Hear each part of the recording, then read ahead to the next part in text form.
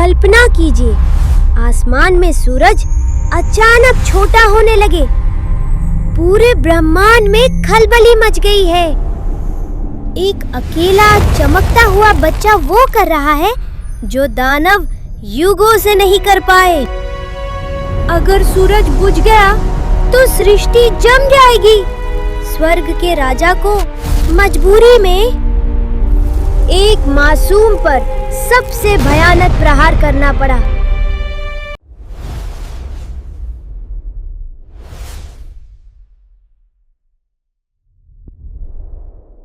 अगर सूर्यदेव को निगल लिया जाता तो पूरी सृष्टि अनंत बर्फ और अंधकार में डूब जाती। जीवन का चक्र रुक जाता और धर्म का संतुलन हमेशा के लिए टूट जाता। आज हम उस खौफनाक रहस्य को उजागर करेंगे जिसने देवराज इंद्र को एक ऐसा भयंकर पाप करने पर मजबूर किया जिसकी कोई क्षमा नहीं।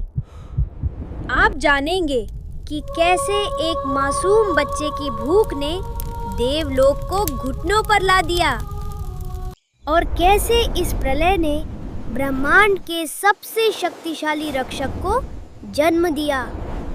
लेकिन इस महाविनाश की शुरुआत आखिर कहाँ से हुई?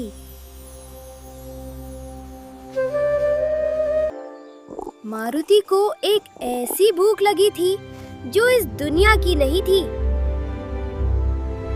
आहा, कितना बड़ा और रसीला आम! मैं इसे अभी खाऊंगा। शिव के अंश ने बिना सोचे छलांग लगा दी। गुरुत्वाकर्षण के सारे नियम टूट गए।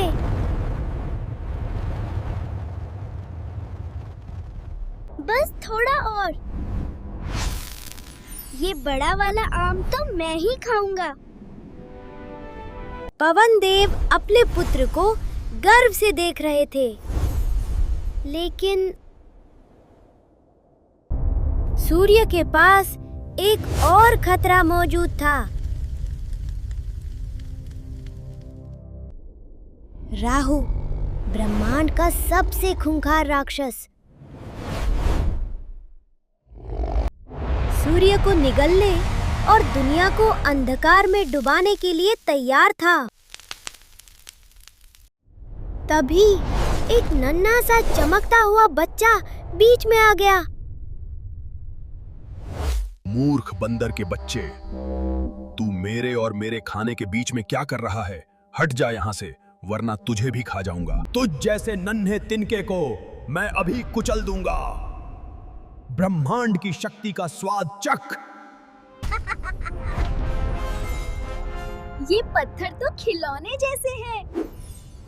रुको काले अंकल, मुझे अब बहुत हुआ। तू और तेरा वो आम दोनों मेरे पेट में जाओगे। कहा ना, बीच में मत आओ काले बादल। वो आम सिर्फ मेरा है। सूर्यदेव हैरान थे।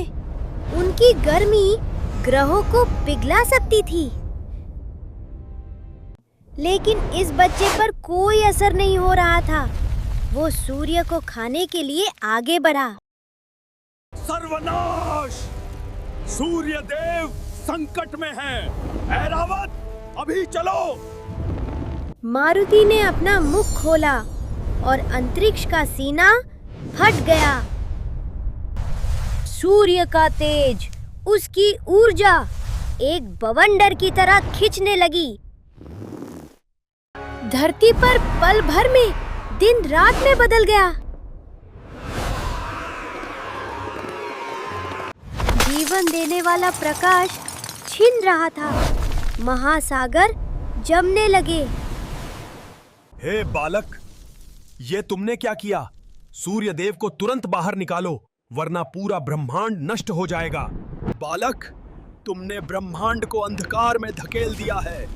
सूर्यदेव को मुक्त करो। बालक, रुक जाओ। सूर्य को तुरंत छोड़ दो, वरना मुझे प्रहार करना होगा। सूर्य निगला जा चुका था और पूरा ब्रह्मांड घने अंधकार में डूब गया।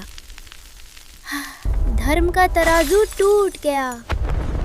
इंद्र को एहसास हुआ अब कोई विकल्प नहीं है। मुझे क्षमा करना बालक, पर सृष्टि को बचाने का अब यही एक मार्ग है।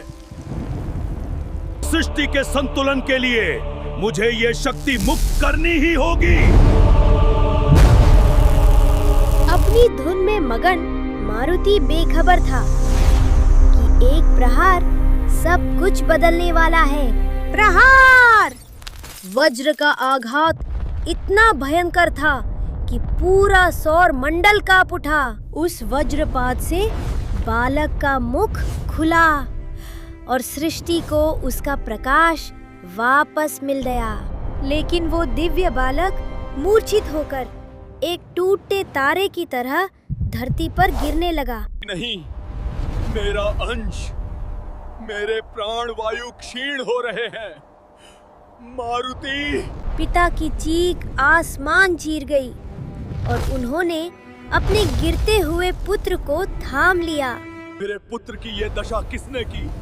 यदि मेरा पुत्र श्वास नहीं ले सकता तो आज से ये संपूर्ण सृष्टि भी श्वास नहीं लेगी। पवन देव ने पूरे ब्रह्मांड की हवा रोक दी। अब देवताओं की बारी थी मरने की। चाहे स्वयं त्रिमूर्ति आ जाएं, जब तक मेरे पुत्र को न्याय नहीं मिलेगा ये सृष्टि श्वास नहीं लेगी। सृष्टि को इस महाविनाश से बचाने और एक पिता के क्रोध को शांत करने स्वयं त्रिदेव को आना पड़ा। महादेव की आंखों में केवल करुणा थी, क्योंकि ये उनके अंश रुद्रावतार का उदय था। श्री हरि विष्णु का ये आशीर्वाद केवल प्राण लौटाना नहीं, बल्कि ब्रह्मांड के सबसे महान रक्षक की दीक्षा थी।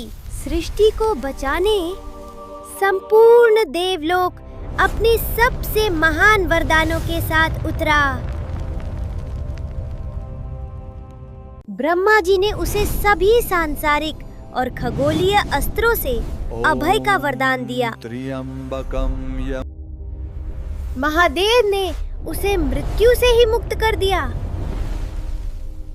जबड़े पर वज्र की उस अमिट छाप के कारण महादेव ने उसे एक नया अमर नाम दिया। वो अब सिर्फ मारुति नहीं था, वो धूल से हनुमान बनकर उठा। जो उसका अंत होना था, वही ब्रह्मांड के सबसे महान रक्षक का आरंभ बन गया। ब्रह्मांड हमें तोड़ता है सिर्फ अजय बनाने के लिए। पवन देव का क्रोध शांत हुआ और उन्होंने अपनी सांसें छोड़ दी और जीवन की वायु ब्रह्मांड में फिर से दौड़ पड़ी।